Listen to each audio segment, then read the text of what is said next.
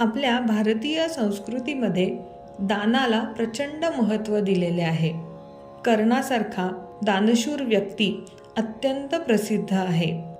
मग हे अन्नदान असेल, विद्यादान असेल, संपत्तीचे दान असेल, कोणतेही दान असू शकते. पण दान केल्यामुळे तुम्हाला हळूहळू पुण्यसंचय होतो असे आपल्या धर्मशास्त्रामध्ये सांगितलेले आहे. मग हे दान केल्यामुळे आपोआपच आपला पुण्यसंचय वाढतो आणि आपले स्थान जे आहे ते हळूहळू वरचे स्थान आपल्याला मिळायला लागते. या अर्थाचे एक सुभाषित आपण इथे पाहूयात. गौरवम प्राप्यते दानात न तु वित्तस्य संचयात स्थितीर उच्चैः पयोदानाम पयोधीनाम अधस्थितिः. गौरवम प्राप्यते दानात म्हणजे संपत्तीचे दान केल्यामुळे गौरव प्राप्त होतो किंवा मोठेपणा मिळतो, आपली प्रसिद्धी कीर्ती वाढते असे या ओळीतून म्हणायचे आहे.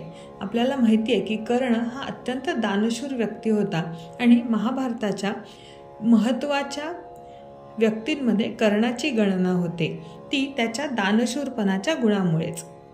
नतु वित्तस्य संचयात, वित्त म्हणजे संपत्तीचा संचय केल्यामुळे मात्र आपल्याला कोणतीही प्रकारची प्रसिद्धी प्राप्त होत नाही. आता हे सांगण्यासाठी इथे सुभाषितकाराने पयोद आणि पयोधी हे अत्यंत सुंदर रूपक वापरले आहे. स्थितीर उच्चैः पयोदानाम पयोधीनाम अधस्थितिः. आता पयोद म्हणजे ढग आणि पयोधी म्हणजे समुद्र. आता बघा इथे सुभाषितकार काय म्हणतोय, पयोद म्हणजे पाणी देणारे ढग जे आहेत ते दान करतात. ढगातनं पाऊस पडतो म्हणजे ढग काय करतात की त्यांच्याकडे असलेली जी जलरूपी संपत्ती आहे तिचे ते दान करतात. त्यामुळे ढगांचे स्थान हे अत्यंत उच्च आहे. पयोद हे दान करतात म्हणून त्यांची जागा वरती असते.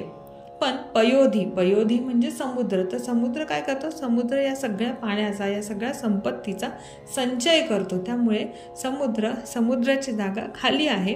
इथे सुभाषितकाराला असे म्हणायचे आहे की तुम्ही संपत्तीचा संचय करता की तिचे दान करता, यावरून तुमचे समाजामधील स्थान, तुमची प्रसिद्धी ही ठरवली जाते. आता खरं तर इथे ढग श्रेष्ठ आहेत आणि समुद्र कनिष्ठ आहे असा प्रकार इथे सुभाषितकाराला म्हणायचा नाही आहे. पण याने पयोद आणि पयोधी या शब्दांवरती अतिशय सुंदर रूपक इथे सुभाषितकाराने योजले आहे.